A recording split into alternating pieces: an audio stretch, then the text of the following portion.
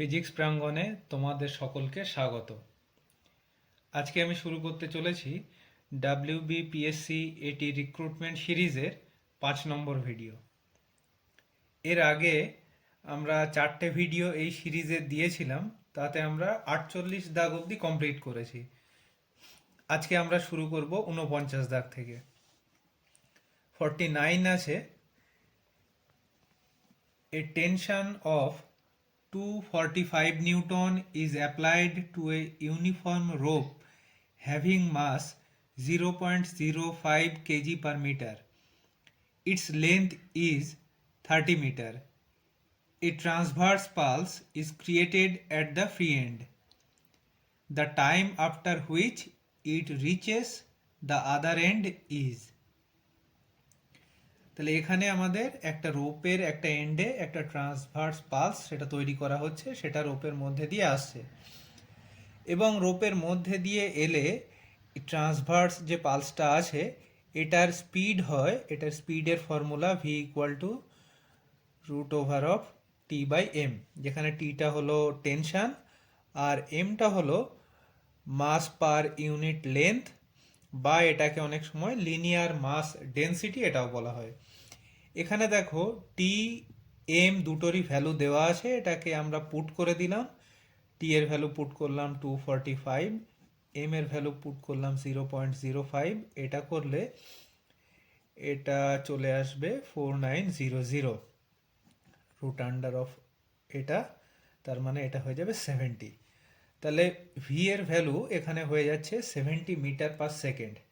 তাহলে এই ভেলোসিটি নিয়ে 30 মিটার লম্বা একটা রোপ এটা যেতে এটা সময় লাগবে টি ইকুয়াল টু আমরা জাস্ট L/V করে দিলাম, তাহলে এটা হয়ে গেল 30 ডিভাইডেড বাই 70 এত সেকেন্ড, তাহলে এটা হয়ে যাবে 3/7 এত সেকেন্ড। তাহলে এখানে যে অপশনটা ঠিক হবে সেটা হলো অপশন বি। এরপরে কোয়েশ্চেন নাম্বার 50। এটা আছে, a satellite of mass m is moving in a circular orbit of radius r. The angular momentum of the satellite with respect to the center of the orbit is, mass of the earth দেওয়া আছে capital M। তার মানে দেখো এখানে একটা satellite আছে, সেটা একটা সার্কুলার অরবিটে ঘুরছে আর্থকে সেন্টার করে। এর অ্যাঙ্গুলার মোমেন্টাম মানে আমাকে যেটা বার করতে হবে সেটা হলো আলটিমেটলি mvr।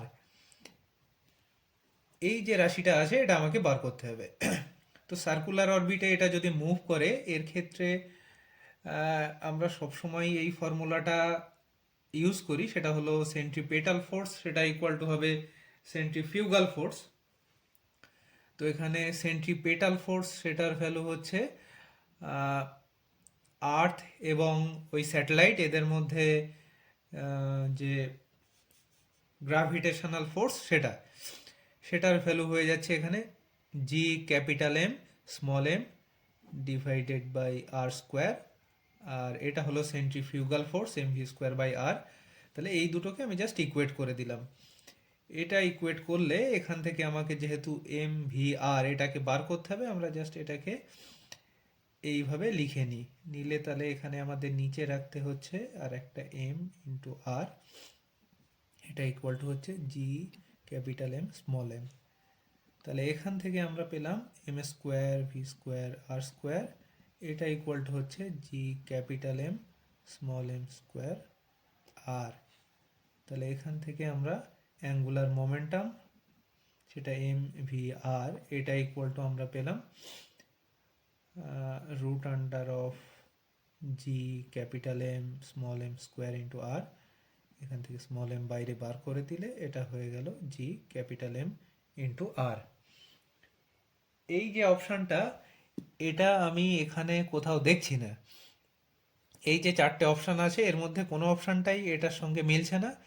তো অপশান এটা হবে, নান অফ দি অ্যাবাভ হওয়া উচিত ছিল, এটা এর মধ্যে নেই কোথাও। ঠিক আছে, এরপরে আমরা চলে আসি কোয়েশ্চেন নাম্বার 51।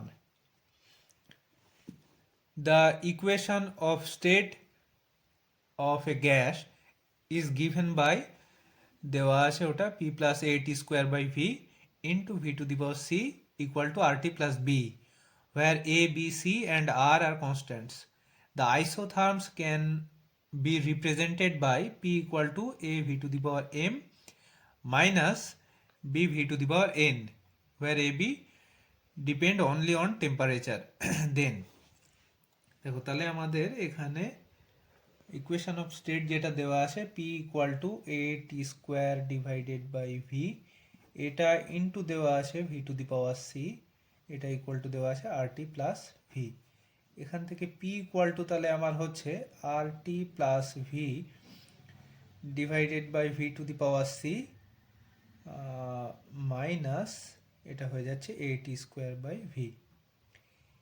এবার যদি আমরা এখান থেকে আইসোথার্ম বার করি, আইসোথার্মের জন্য টিটা আমার কনস্ট্যান্ট হয়ে যাবে, তাহলে সেক্ষেত্রে পি এর ভ্যালুটা, টি যদি আমার কনস্ট্যান্ট হয় তাহলে সেক্ষেত্রে পি হয়ে যাবে, উপরটা সাম কনস্ট্যান্ট নিয়ে নিলাম এ, ইন্টু এটা হয়ে যাবে V to the power minus C minus এখানে টিটা কনস্ট্যান্ট হয়ে গেলে সরি এখানে এটা আর টি প্লাস বি ছিল, এটা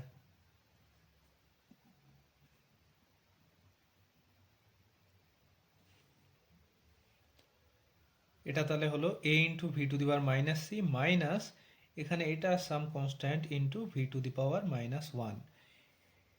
এটাকে আমরা যদি যে আইসোথার্মটা দেওয়া আছে A V to the power M minus B V to the power N এটার সঙ্গে কম্পেয়ার করি, তাহলে এখানে হয়ে যাচ্ছে এম এর ভ্যালু হচ্ছে মাইনাস সি, এন এর ভ্যালু হচ্ছে মাইনাস ওয়ান।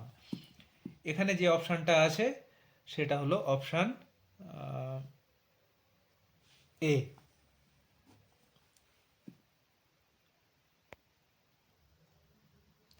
এরপরে আসছি কোয়েশ্চেন নাম্বার 52। এটা আছে 10 kilovolt electrons are passed through a thin film of metal for which the atomic spacing is 5.5 into 10 to the power minus 11 meter. What is the sign of the angle of deviation of the first order diffraction maximum? দেখো এখানে আমার যেটা মনে হয় ইলেকট্রনের যে energy দেওয়া আছে এটা হওয়া উচিত 10 কিলো ইলেকট্রন ভোল্ট। এই 10 কিলো ইলেকট্রন ভোল্ট ইলেকট্রনটার এনার্জি হবে এবং ইলেকট্রনটা আসে 10 কিলো ভোল্ট এই পোটেনশিয়াল ডিফারেন্সের মধ্যে। আমার মনে হয় এটাই হওয়া উচিত।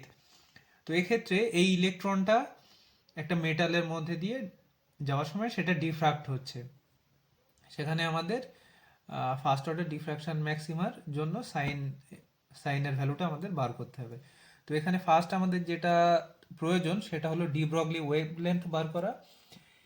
এই ইলেকট্রনের ডি ব্রগলি ওয়েভলেন্থ এটার একটা ফর্মুলা আছে, বেশ কিছুটা ক্যালকুলেশন করার পর আলটিমেটলি ফর্মুলাটা দাঁড়িয়ে যায় 12.27 ডিভাইডেড বাই ভি, যে পোটেনশিয়াল ডিফারেন্সের মধ্যে ইলেকট্রনটা আছে সেটার স্কোয়ার রুট এত, এটার ইউনিটটা হয় অ্যাংস্ট্রম এই ইউনিটে।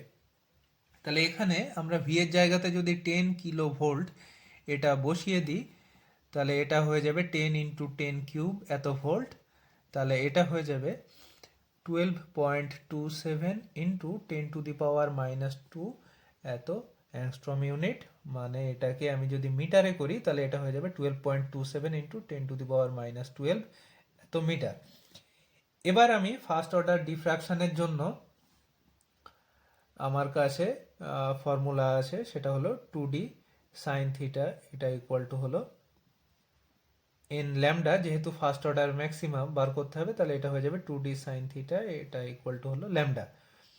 তাহলে এখানে আমরা জাস্ট ভ্যালুগুলোকে পুট করে দিলাম, 2 ইন্টু ডি এর ভ্যালু হলো 5.5 into 10 to the power minus 11 into sine theta, এটা ইকুয়াল টু হলো ল্যামডা মানে 12.27 into 10 to the power minus 12। তাহলে সাইন থিটা এটার ভ্যালু হবে 12.27 into 10 to the power minus 12 divided by এটা করলে হয়ে যাবে 11 into 10 to the power minus 11 এত মিটার।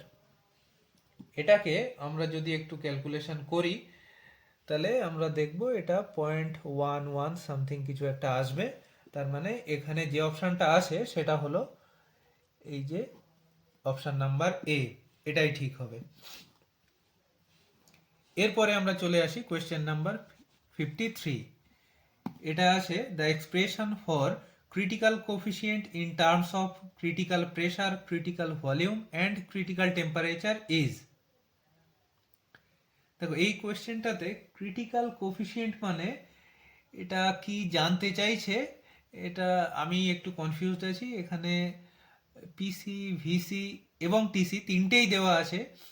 এই তিনটে টার্মে ক্রিটিক্যাল কোফিসিয়েন্ট এটা কি জানতে চাইছে এটা আমি ঠিক এটা বুঝতে পারিনি। তোমরা যদি কেউ এটা জেনে থাকো আমাকে কমেন্ট করে জানিও এটা। এরপরে আমরা আসছি কোয়েশ্চেন নাম্বার 54। এটা আছে a lens of refractive index 1.5 is dipped into a medium of refractive index 1.5. The new refractive index of the lens is.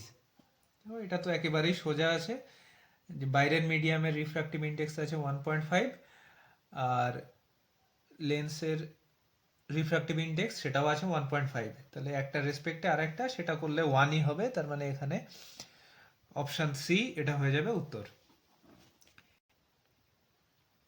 এবার কোয়েশ্চেন নাম্বার 55। এটা আছে in a surface tension experiment with a capillary tube, water rises up to 0.1 meter. If the same experiment is replaced on an artificial satellite which is revolving round the earth, water will rise in the capillary tube up to a height of। দেখো এখানে 55 দাগ এটা বলা আছে, ধরো এটা একটা পাত্র আছে, পাত্রে জল নিলাম, এর মধ্যে একটা ক্যাপিলারি টিউব আমি যদি ডুবিয়ে দিই তাহলে এর মধ্যে জল কিছুটা উঠবে, সেটা যতটা উঠবে সেটা আমার দেওয়া আছে 0.1 মিটার। এই এক্সপেরিমেন্টটাই আমি যদি একটা আর্টিফিশিয়াল স্যাটেলাইটে করি তখন কতটা অবধি জল উঠবে সেটা আমাদেরকে বার করতে হবে। তো এখানে আমরা যে ফোর্সগুলো কাজ করছে ফোর্সগুলোকে আমরা দেখে নিই। এদিকে সারফেস টেনশন ফোর্স কাজ করছে, এর জন্য রিয়াকশন ফোর্স এদিকে কাজ করবে। এই রিয়াকশন ফোর্সের একটা কম্পোনেন্ট সেটা উপর দিকে কাজ করবে। এই উপর দিকে যে রিয়াকশন ফোর্সের কম্পোনেন্টটা কাজ করবে এটা এই যে জলটা আছে এই জলটাকে আস্তে আস্তে উপর দিকে এটা টেনে তুলবে। কত দূর অবধি টেনে তুলবে? যতক্ষণ না পর্যন্ত এই টোটাল আপওয়ার্ড ফোর্সটা এই ওয়াটারের যেটা ওয়েট আছে এর সঙ্গে ইকুয়াল না হয় ততক্ষণ অবধি জল উপর দিকে উঠতেই থাকবে। এবার যদি আমি এই এক্সপেরিমেন্টটাকে নিয়ে একটা আর্টিফিশিয়াল স্যাটেলাইটে করি, আর্টিফিশিয়াল স্যাটেলাইটে যেহেতু সমস্ত বডি ওয়েটলেস হয়ে যায় তাহলে এখানে শুধুমাত্র এই যে আপওয়ার্ড ফোর্স যেটা আছে এটার কম্পোনেন্টটাই থেকে যাবে, ডাব্লিউ এর ভ্যালুটা এখানে তো ওয়েটের ভ্যালুটা 0 হয়ে যাবে। তাহলে শুধুমাত্র আপওয়ার্ড ফোর্স থাকার জন্য এটা লিকুইডটাকে আস্তে আস্তে উপর দিকে টেনে তুলবে, যতদূর অবধি ক্যাপিলারি টিউবের লেন্থ থাকবে ততদূর অবধি এটা এই ওয়াটারটাকে টেনে তুলে দেবে।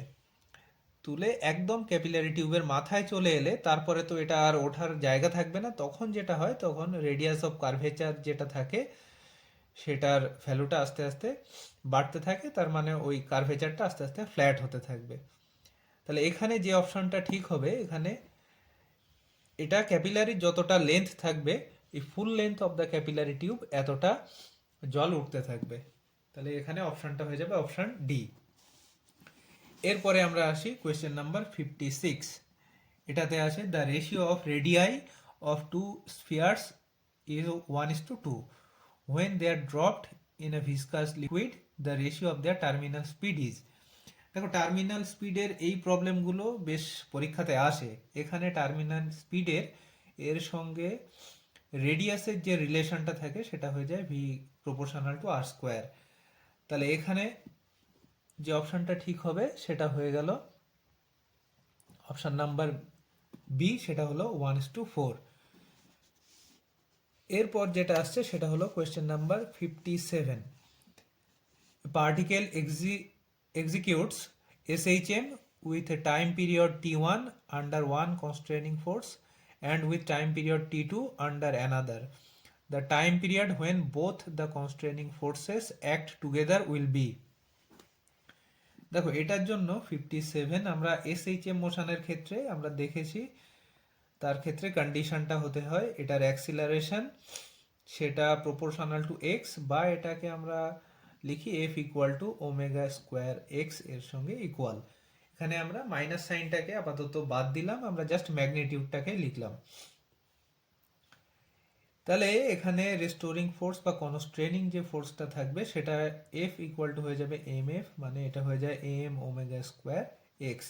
এটাকে টি এর টার্মে যদি আমি কনভার্ট করে লিখি তাহলে ওমেগা এর জায়গাতে 2 পাই/টি এটা পুট করে দিলাম, তাহলে এটা হয়ে গেল এম ইন্টু 4 পাই/স্কোয়ার/টি স্কোয়ার এটা ইন্টু এক্স। এটাই হয়ে গেল আমার কনস্ট্রেনিং ফোর্স, সেটার ভ্যালু। এবার এখানে দুটো কনস্ট্রেনিং ফোর্স অ্যাক্ট করছে, তাহলে নেট কনস্ট্রেনিং ফোর্স যেটা হবে সেটা হবে F1 প্লাস F2, তাহলে এটা হয়ে যাবে 4 pi square into M into X into 1/t1 square plus 1/t2 square. এটা করলে তোমরা পেয়ে যাবে এটা 4 pi square M into 1 divided by t1 square t2 square divided by t1 square plus t2 square এটা ইন্টু এক্স।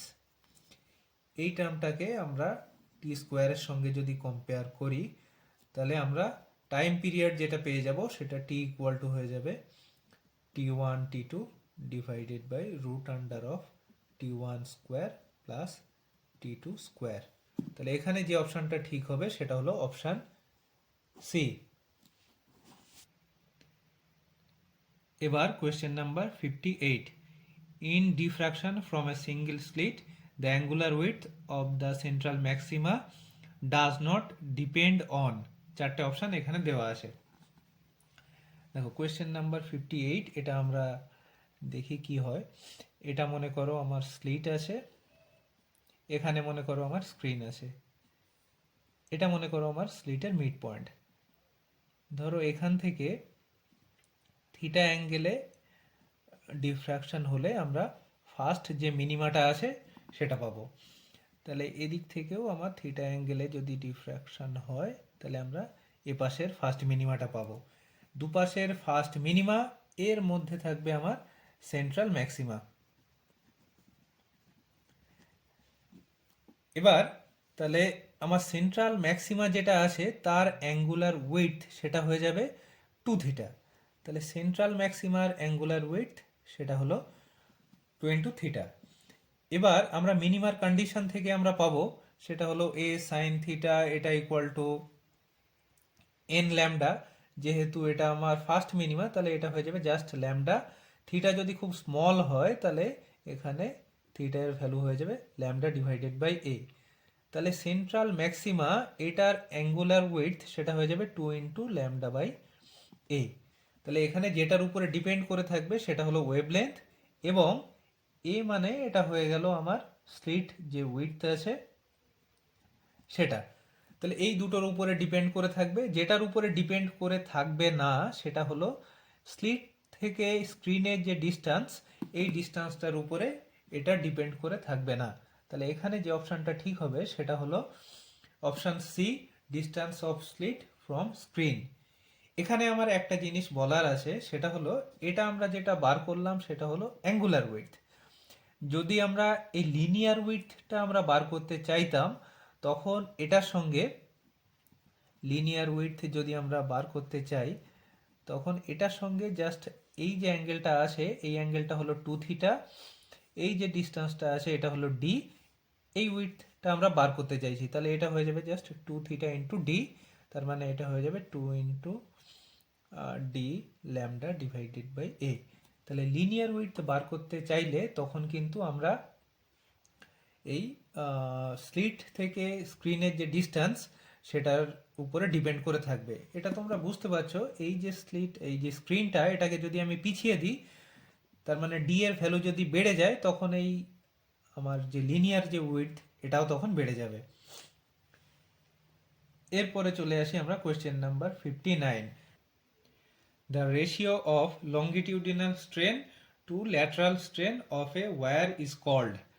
দেখো এটা আমরা জানি ল্যাটারাল স্ট্রেন, তাকে যদি লঙ্গিটিউডিনাল স্ট্রেন দিয়ে আমরা ডিভাইড করি তাহলে আমরা পাবো পয়জনস রেশিও, কিন্তু এখানে উল্টো দেওয়া আছে, তাহলে এখানে কোনো অপশানটাই ঠিক হবে না। অপশান যেটা হবে সেটা হবে নান অফ দ্য অ্যাবাভ। এরপরে আসছে question number 60। The gravitational field due to a mass distribution is E equal to k by x cube in the x direction where k is constant. Taking the gravitational potential to be 0 at infinity, the value at distance x is। দেখো এটা মোটামুটি common, আমাদের প্রত্যেকটা field এবং পোটেনশিয়ালের মধ্যে relation যেখানে থাকে সেটা থেকেই আমরা বার করে ফেলতে পারবো যে E equal to minus dV dx. এটা গ্র্যাভিটেশনাল পোটেনশিয়ালের ক্ষেত্রেও এই সূত্রটা কাজে লাগে, যখন আমরা ইলেকট্রোস্ট্যাটিক পোটেনশিয়াল বার করি তখন এই ফর্মুলাটাই আমরা কাজে লাগাই। তাহলে এখান থেকে আমাদের যেটা বার করতে হবে সেটা হলো পোটেনশিয়াল। পোটেনশিয়াল মানে আমরা ভি বার করব, ভি মানে ইন্টিগ্রাল ওভার আমরা ডিভি করব। তাহলে এটা করলে আমরা করব ইন্টিগ্রাল ওভার ইনটু ডিএক্স। এখানে এক্স এর ইন্টিগ্রেশন আমরা করব অসীম থেকে নিয়ে আসব, আমরা নিয়ে আসবো আর ডিস্টেন্স অবধি। ইনফাইনাইট ডিস্টেন্সে আমার পোটেনশিয়ালের ভ্যালু বলে দেওয়া আছে, এটা হবে 0, আর ডিস্টেন্সে আমি ধরলাম পোটেনশিয়ালটা হলো ভি। তাহলে ইন্টিগ্রেশনটা এটা হয়ে যাবে মাইনাস ভি ইকুয়াল টু, এটা হবে মাইনাস ইনফিনিটি টু আর, ই এর ভ্যালু বলা আছে কে বাই এক্স কিউব, এটা ইন্টু ডি এক্স। এই ইন্টিগ্রেশনটা তোমরা করে নিও, করলে দেখবে শেষ পর্যন্ত এটা আসবে কে ডিভাইডেড বাই সরি এখানে ইন্টিগ্রেশন আর পর্যন্ত নিয়েছি, এটা এক্স পর্যন্ত করে দিলাম, এটা হয়ে যাবে কে ডিভাইডেড বাই 2x স্কোয়ার, মানে এটা হয়ে যাবে অপশান ডি। ঠিক আছে, আজ তাহলে এই পর্যন্ত থাক। Thank you.